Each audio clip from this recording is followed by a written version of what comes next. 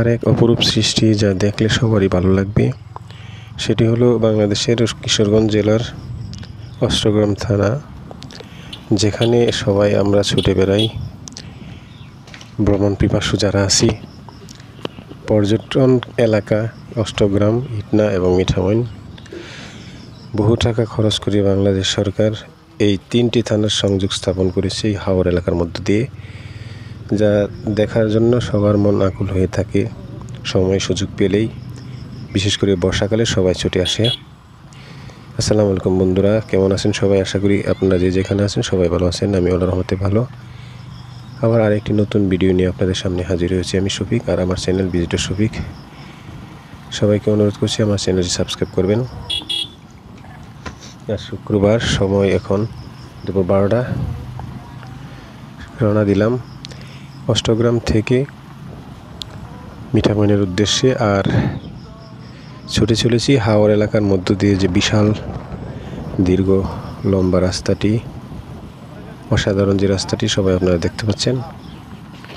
আমার এর আগের ভিডিওটি হলো অষ্টগ্রাম থেকে বাজিতপুর যাওয়ার যে রাস্তা এবং নৌপথ, সে সমস্ত ভিডিও আমার ছিল। আজকে অষ্টগ্রাম থেকে মিঠামইন যাওয়ার রাস্তার আশপাশ সৌন্দর্য আপনাদের সামনে তুলে ধরার চেষ্টা করব। এখন রয়েছি অষ্টগ্রামের 0 পয়েন্ট, যেখানে একটা পর্যটন এলাকায় দেখেন অষ্টগ্রামের সাইনবোর্ড সবার কাছে ভালো লাগবে। পিছনে নদী, হাওর বাওর ইত্যাদি। অসংখ্য লোকজন এখানে আসে বাংলাদেশের বিভিন্ন এলাকা থেকে। আমি আসছি ময়মনসিংহের বালুকা থানা থেকে। এখান থেকে আমার যত দূর চোখ যায় দেখলে খুবই ভালো লাগে, কারণ এরকম সুন্দর পরিবেশ, চারিদিকে পানি আর পানি। বর্ষাকাল, আকাশ মেঘলা মেঘলা, সমস্ত কিছু মিলে একটা অন্য পরিবেশের সৃষ্টি করে, যা সবারই মন কেড়ে নিতে বাধ্য থাকে সবসময়। এখন যেদিকে যাচ্ছি সেটি হলো অষ্টগ্রামের রাস্তা, আর এদিক দিয়ে সামনের দিকে যেদিকে আসছি সেটি হলো বাজিতপুরের রাস্তা, এবং আমার ডান পাশে যে রাস্তাটি চলে গেছে সেটি হলো মিঠামইন। এখন যেদিকে আছি মিঠামইনের দিকে। এখন যাব অষ্টগ্রাম থেকে সোজা পশ্চিম দিকে। কত দূর যাওয়া যায়, সামনে কি রয়েছে তা দেখার জন্য আপনারা আমার সাথে চলুন, দেখুন। এটি হলো মিঠামইনের রাস্তা।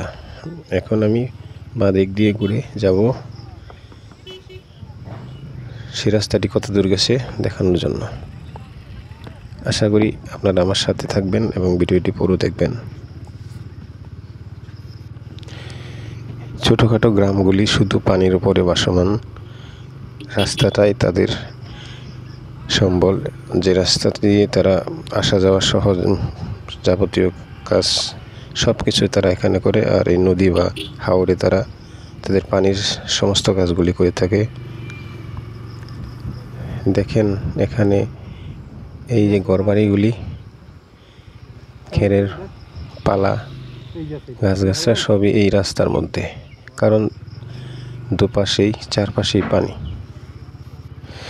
আরেকটা বিশেষে হলো এই হাওর বাওর এলাকায় প্রচুর পরিমাণ দেশীয় মাছ পাওয়া যায়, যা স্বাদে অতুলনীয়। আর এ সমস্ত এলাকার মাছ বাংলাদেশের বিভিন্ন প্রান্তে বিক্রি করে থাকে বা বিভিন্ন প্রান্তে প্রচার করা হয়, যা প্রচুর দামে কিনতে হয়। বন্ধুরা, এখন আমি যে রাস্তা দিয়ে যাচ্ছি সেটি হলো সোজা পশ্চিম দিকে চলে গেছে এই অষ্টগ্রাম শহর থেকে। সব কিছু আসলে অসাধারণ। দেখেন, মনে হচ্ছে যে আকাশটা কিছু দূর গিয়ে নিচে নেমে গেছে, পানির সাথে মিশে গেছে। অসাধারণ, খুব সুন্দর পরিবেশ। আমার কাছে আসলেই ভালো লাগে। আপনাদের কাছে কীরকম জানি না। সময় সুযোগ হলে এই এলাকায় আসবেন। আরেকটা বিশেষ কারণ হলো এই এলাকার পনির, যা খুবই বিখ্যাত, খেতে খুবই সুস্বাদু। সময় সুযোগ হলে এই এলাকায় আসবেন, হাওর দেখবেন। এখানকার নদী নালার মাছগুলি খাবেন। আর এই বিশেষ করে এই রাস্তাটি, যে রাস্তাটি মিঠামইন থেকে অষ্টগ্রাম, যার দূরত্ব 17 কিলোমিটারের উপরে। তাছাড়া মিঠামইন থেকে আবার ইটনা যাওয়া যায়, ও রাস্তার সৌন্দর্য কোনো অংশে কম নয়। আসতে গেলে ঢাকা থেকে কিশোরগঞ্জের উদ্দেশ্যে ট্রেন রয়েছে এবং বাস রয়েছে। সে সমস্ত এলাকায় কিশোরগঞ্জ আসার পর ইজি বাইক কিংবা সিএনজিতে আসা যাবে। আর আসতে হবে নিকলি থেকে লঞ্চে বোটে করে, বোট রিজার্ভ করে আপনারা মিঠামইন, অষ্টগ্রাম কিংবা ইটনা আসতে পারবেন। এই বিশাল হাওরগুলি পাড়ি দিতে সময় লেগে যায় প্রায় 1 থেকে 1.5 ঘন্টা। কোনো এলাকা দিয়ে তার সাথে বেশি আবার কমও লাগতে পারে।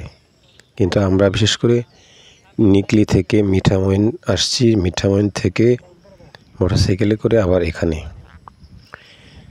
এই সমস্ত ছেলেদেরকে জিজ্ঞেস করলাম যে আমরা এদিক থেকে বাজিতপুর যাওয়া যাবে নাকি।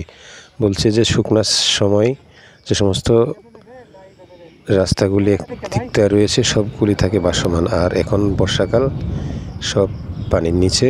আপনার যেতে হলে ওই যে দিক দেখা যাচ্ছে ওই দিক দিয়ে একটি বড় সেতু আছে, ওই সেতু পার হয়ে তারপর হুমায়ুনপুর নামক স্থান, ওই স্থান দিয়ে বাজিতপুর যাওয়া সম্ভব। ছোটোখাটো ছেলেপেলেরা এখানে নদীর কিনারে বসে রয়েছে, কেউ গোসলে ব্যস্ত, কেউ অন্যান্য কাজে ব্যস্ত। দেখেন অল্প একটু জায়গাতে তারা ঘরবাড়ি স্থাপন করে সুন্দর বসবাস করছে।